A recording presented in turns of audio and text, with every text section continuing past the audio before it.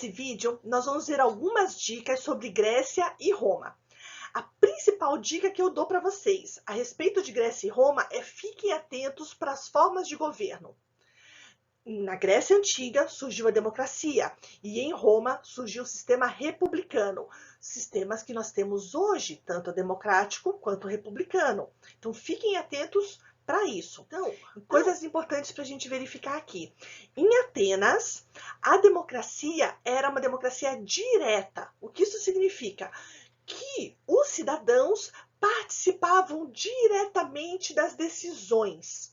Eles se reuniam na praça, na ágora, e ali todos os cidadãos tinham o poder de voz e de voto, ou seja, de falar, ser ouvido e de votar.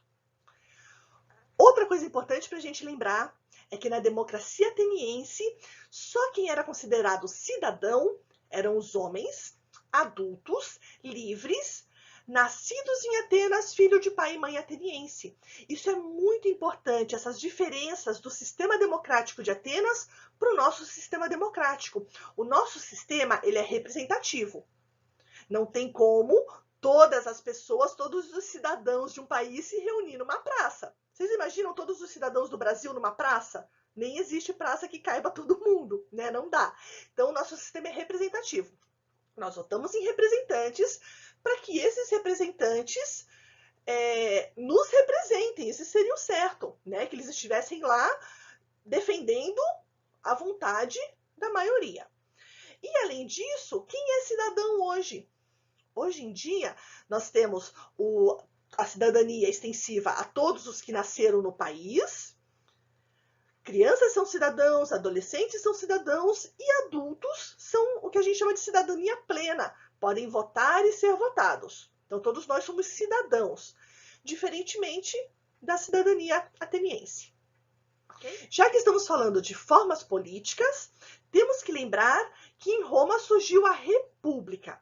Então, Roma tem 3 fases da sua história. A primeira fase é monarquia, a segunda fase é a fase republicana e, por último, o império. Na fase republicana, quem governava Roma era o Senado. Então, vejam que interessante. A palavra república, a palavra Senado vieram até os nossos dias. Nós ainda temos Senado e somos uma república. Diferenças básicas. Em Roma, o Senado cuidava da parte legislativa e votava em cargos, em magistraturas, para ajudar na administração. Então, eles votavam em 2 cônsules para administrar a cidade, um cônsul que cuidava mais da parte do exército e um outro cônsul para a parte mais administrativa, mais executiva de Roma. Seria como se fosse os nossos atuais presidentes, mais ou menos, comparando bem de leve, tá? Cuidado com os anacronismos, mas como se fossem os presidentes. Além disso, existiam outras magistraturas em Roma, que são atualmente exercidas pelas nossas instituições. Então, tinha uma magistratura para fazer o censo da população. Nós também temos uma instituição que cuida do censo. Aqui no Brasil é o IBGE. Existia uma instituição que cuidava do poder judiciário. Nós aqui também temos o poder judiciário instituído em várias instâncias. Então, em Roma tinha essas magistraturas, que eram cargos eletivos, e nós também temos essas magistraturas, ou essas instituições que auxiliam na administração da nossa república. Diferenças interessantes é que em Roma, essas magistraturas eram uma pessoa eleita por 1 ano. Na nossa república, as instituições elas se gerem, cada uma com o seu próprio estatuto, e os cargos políticos, que são eletivos, não são por apenas 1 ano. Então, são essas as principais diferenças aí. Voltando a falar da Grécia, vamos lembrar que a história da Grécia Antiga tem algumas fases. A primeira fase é chamada de período homérico. Nessa fase, ela é a parte onde tem a construção da civilização grega, civilização micênica, civilização minoica. Nesse período aí, a maior parte da história da Grécia é envolta em lendas. É chamado de período homérico, justamente porque as histórias do Homero, a Ilíada e a Odisseia, se passariam nessa época aí. É uma espécie de pré-história grega. O segundo período é chamado de período arcaico.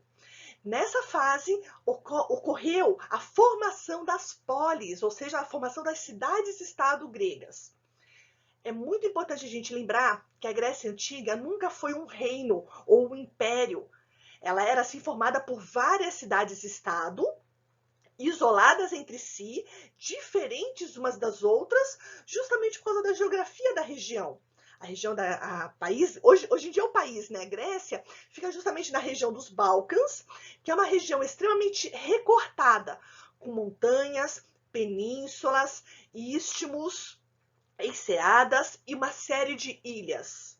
O arquipélago ali do Mar Egeu é muito grande, com várias ilhas, com inúmeras ilhas, e por conta disso, em cada um desses lugares, ficavam cidades-estado gregas, diferentes entre si. Elas tinham em comum o idioma grego e a religiosidade.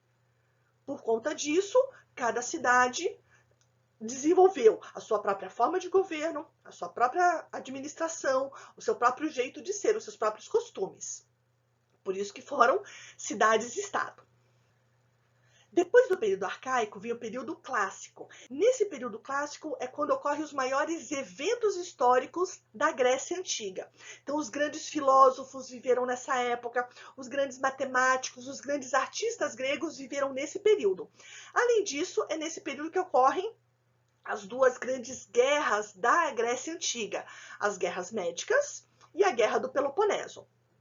E o último período é o período chamado helenístico, que é quando a Grécia é invadida pelos macedônicos, e após essa invasão, o rei da Macedônia, o Alexandre Magno, ou Alexandre o Grande, acaba aumentando o seu território, criando um grande império e difundindo as ideias gregas por todo esse território. Então é o período chamado de helenístico.